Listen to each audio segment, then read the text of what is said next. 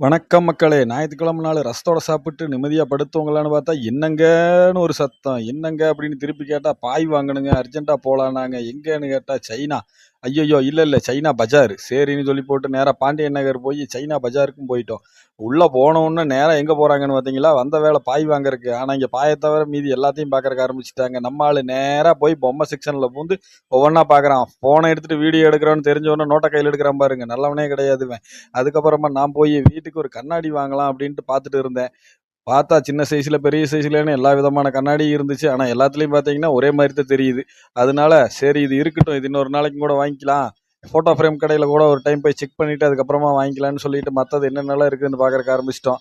என்ன பார்த்தாலும் இவன் தான் பொம்மை செக்ஷனுக்குள்ளேயும், அதுக்குள்ளேயும், இதுக்குள்ளேயும் ஆடிட்டு இருக்கிறான். சந்து சந்தா போய் இவன தேடுறதே எனக்கு பெரிய வேலையா போச்சு.